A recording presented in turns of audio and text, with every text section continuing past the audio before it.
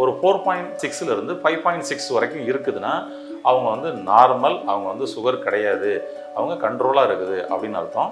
ஆரம்ப கட்டத்தில் pre diabetic அப்படின்றத இந்த 5.7 6.5 உள்ள உங்களுக்கு இருந்துச்சுன்னா நீங்கள் முதல்ல பயப்பட தேவையில்லை. நீங்கள் வந்து அதிகமாக வந்து ஸ்ட்ரெஸ் உள்ள ஒரு பிஸ்னஸில் இருக்கிறீங்களா, ஸ்ட்ரெஸ் உள்ள ஒரு இடத்துல வேலை பார்க்குறீங்களா, அப்போ ஃபுல்லாகவே உங்கள் அந்த லைஃப் ஸ்டைலே வந்து ஸ்ட்ரெஸ்லேயே ஓடுற மாதிரியே இருக்குதா, நிச்சயமாக உங்களுக்கு ஸ்ட்ரெஸ் கொடுக்கப்படும் பொழுது உங்களுக்கு ப்ரீ டயபெட்டிக் வருவதற்கு வாய்ப்புகள் இருக்குது. உங்களுடைய தொழில்முறை ரீதியாக பிசிக்கல் ஆக்டிவிட்டிஸே இல்லாத ஒர்க் இருக்குதா, ரெண்டாவதா இந்த விஷயத்தை மாற்றுங்க. ஒன்று பிஸ்னஸ் ஸ்ட்ரெஸ், ரெண்டாவதா வந்து பார்த்தீங்கன்னா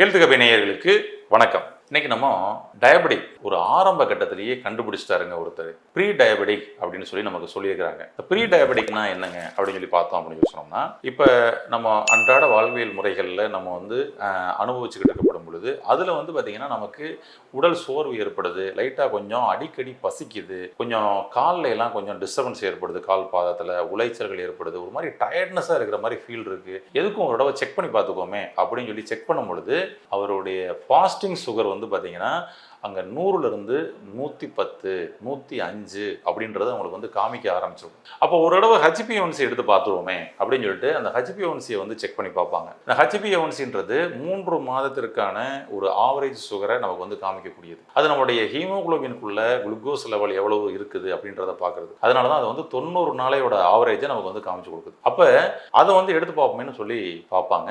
அப்போ நார்மல் அப்படின்னு சொல்லி பார்த்தோம்னா அது வந்து ஒரு 4.6 5.6 வரைக்கும் இருக்குதுன்னா அவங்க வந்து நார்மல், அவங்க வந்து சுகர் கிடையாது, அவங்க கண்ட்ரோலாக இருக்குது அப்படின்னு அர்த்தம். அந்த 5.6க்கு மேலே, அதாவது 5.7 6.25 கூட இது வரைக்கும் உள்ள ஒருத்தருக்கு வருதுன்னா, 5.7 6.5 வரைக்கும் வருதுன்னா அவங்கெல்லாம் ப்ரீ டயபெட்டிக் அப்படின்னு சொல்லிடுவாங்க. 5.8 போயிருக்குது அப்படின்னா ப்ரீ டயபெட்டிக்ங்க, இப்போ தான் ஆரம்பிச்சிருக்குது, கொஞ்சம் கவனமாக இருந்துங்க அப்படின்பாங்க.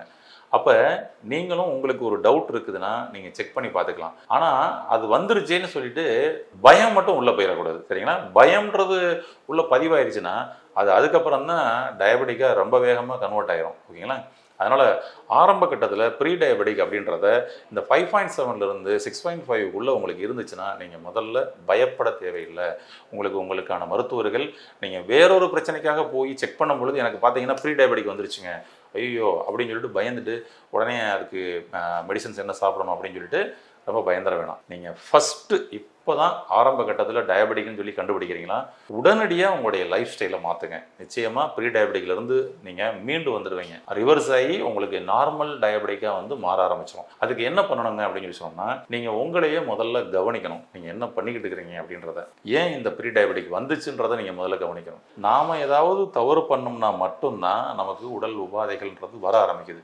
அதை முதல்ல புரிஞ்சுக்கணும். நீங்கள் என்ன தொழில் பண்ணுறீங்க, உங்களுடைய தொழில்முறை ரீதியாக இது வந்து வருவதற்கான வாய்ப்புகள் இருக்குதான்றதை பாருங்கள். உதாரணத்திற்கு நீங்கள் வந்து அதிகமாக வந்து ஸ்ட்ரெஸ் உள்ள ஒரு பிஸ்னஸில் இருக்கிறீங்களா, ஸ்ட்ரெஸ் உள்ள ஒரு இடத்துல வேலை பார்க்குறீங்களா, அப்போ ஃபுல்லாகவே உங்கள் அந்த லைஃப் ஸ்டைலே வந்து ஸ்ட்ரெஸ்லேயே ஓடுற மாதிரியே இருக்குதா, நிச்சயமாக உங்களுக்கு ஸ்ட்ரெஸ்ஸு கொடுக்கப்படும் பொழுது உங்களுக்கு ப்ரீ டயபெட்டிக் வருவதற்கு வாய்ப்புகள் இருக்குது. ஏன் அப்படின்னா உங்களுடைய மனநிலைகளுக்கும் உங்களுடைய ஹார்மோன்களுக்கும் நேரடியாக தொடர்பு இருக்குதுங்க.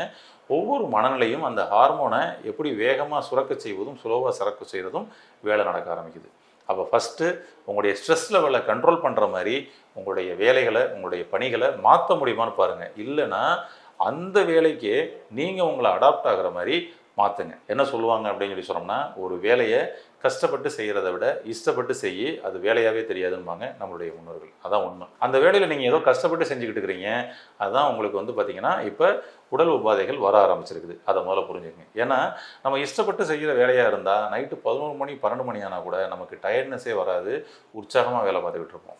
ஆனால் கஷ்டப்பட்டு செய்கிறோம்னா இதை எப்படியாவது முடிச்சிடணுமே, ஐயோ காலையில் அவங்க கேட்டுருவாங்களே, இதை கண்டிப்பாக முடிச்சுட்டு தான் படுக்கணுமோ அப்படின்னு ஒரு ஸ்ட்ரெஸ்ஸுக்குள்ளேயே நீங்கள் வந்து வேலை பார்க்குற மாதிரி ஒரு சூழல் இருக்கும். இதுதான் ஃபஸ்ட்டு விஷயம்.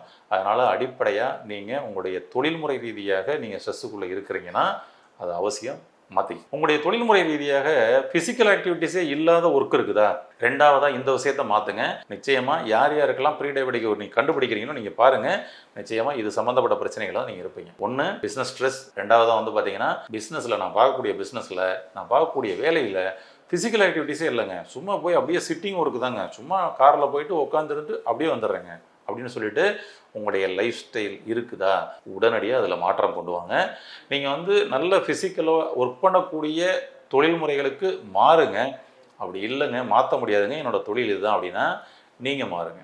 என்ன பண்ணணும், நீங்கள் காலையிலிருந்து இரவு வரை ஒரே சிட்டிங் ஒர்க்கு தான், சீட்டட் ஒர்க்கு தான், சீட்டில் உட்காந்து கம்ப்யூட்டர் மட்டும் தான் பார்ப்பீங்க, இல்லை ஃபைல்ஸ் பார்ப்பீங்க, அவ்வளோதான் அப்படின்னு சொல்லி சொன்னோம்னா உங்களுடைய எல்லா ஜாயின்ஸும் மூமெண்ட்ஸ் ஆகிற மாதிரி ஒரு ஃபிசிக்கல் ஆக்டிவிட்டிஸ் பண்ணுங்கள். தினம்தோறும் 1 மணி நேரம் உங்களுடைய ஹெல்த்துக்காக ஒர்க் அவுட் பண்ணுங்கள். எல்லா ஜாயின்ஸையும் ஸ்டிமுலேட் பண்ணுறது மூலமாக உங்களுக்கு லிம்பெட்டிக் சிஸ்டம் சூப்பராக இயங்க ஆரம்பிக்கும். அந்த லிம்ப் நோட்ஸ்னு சொல்லுவோம், அது எல்லா ஜாயின்ஸுகள்லையும் இருக்கும். அதை நீங்கள் ஸ்டிமுலேட் பண்ணுவீங்க, எல்லா ஜாயின்ஸையும் மூமெண்ட்ஸ் கொடுத்தீங்கன்னா. அப்புறம் எப்படி உங்களுக்கு ப்ரீ டயபெட்டிக் வரும்? வராது. கழிவுகள் அது மூலமாக வெளியேற்றப்படும், நோய் எதிர்ப்பு சக்தி அதிகரிக்கப்படும், அந்த வேலை நடக்க ஆரம்பிக்கும். அப்போ ஃபிசிக்கல் ஆக்டிவிட்டீஸ்க்கு இல்லை அப்படின்னா அதுக்கு ஒரு 1 hour ஒர்க் அவுட் பண்ணுங்கள், வேர்வை வேர்க்கிற மாதிரி. இது கொஞ்சம் பெட்டர்.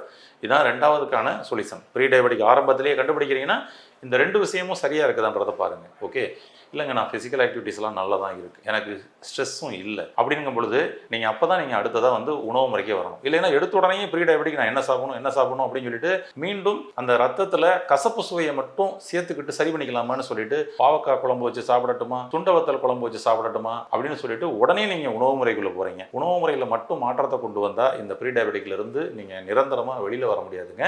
அப்போ என்ன பண்ணணும்னா இந்த முதல்ல நான் சொன்ன அந்த 2 விஷயத்தையும் கண்டுபிடிங்க. அடுத்ததாக 3வதா அடுத்து எங்கே வரீங்க அப்படின்னு சொன்னா உங்களுக்கான உறக்கம், தூக்கம். நீங்க சரியா தூங்குறீங்களான்னு பாருங்க. அந்த ஸ்ட்ரெஸ் இருக்கிறவங்க நிச்சயமா அங்க தூங்க முடியாது. டயபெட்டிக் பேஷண்ட்ல நீங்க கேட்டு பார்த்தீங்கன்னா 95% பீப்புள் ஃபர்ஸ்ட் டயபெட்டிக் எப்பங்க ஆரம்பிச்சிச்சு அப்படின்னு கேட்டோம்னா ஒரு 5 வருஷத்துக்கு முன்னாடின்னு ஒரு உதாரணமாக சொல்கிறாங்கன்னா 5 வருஷத்துக்கு முன்னாடி ஒரு 3 மாதம் 6 மாதமாக நீங்கள் சரியாக தூக்கம் இல்லாமல் இருந்தீங்களா, நல்ல ஸ்ட்ரெஸ்ஸில் இருந்தீங்களான்னு கேட்டு பாருங்கள். 95% பேர் ஆமான்னு தான் பதில் சொல்கிறாங்க.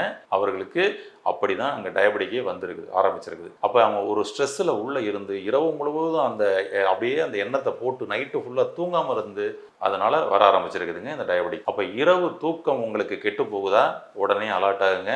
இரவு தூக்கத்தை மட்டும் நீங்கள் கெடுக்காதீங்க. நைட் ஷிஃப்ட் தாங்க என்னோட ஒர்க்கு, முடிஞ்சால் மாற்றிடுங்க, இல்லை நீங்கள் மாறிடுங்க. இதுதான் 3வதான சொல்யூஷன். புரியுதுங்களா? இரவு ஷிஃப்ட் இல்லாமல் நீங்கள் டே ஷிஃப்ட்டில் ஒர்க் பண்ணுறதுக்குரிய வேலைக்கு நீங்கள் போங்க, அதான் பெட்டர். இல்லை நான் பகல் முழுவதுமே நல்லா தூங்கிடுறேன், நைட்டு நான் முழிக்கிறேன்ல அதனால் பகல் முழுவதும் தூங்கிடுறேன். அதாவது நேச்சுரலில் வந்து பார்த்தீங்கன்னா ஒவ்வொன்றுக்கும் வந்து அதுக்குள்ளே வந்து அர்த்தம் இருக்குது. ஏன்னா அதுக்குள்ளே ஒவ்வொன்றிலையும் கிடைக்கக்கூடிய சக்தி அதுலேருந்து தான் கிடைக்கும். உங்களுக்காக நிலாவை வந்து பகலில் வர சொல்ல வைக்க முடியுமா? உங்களுக்காக சூரியனை இரவு வர வைக்க முடியுமா?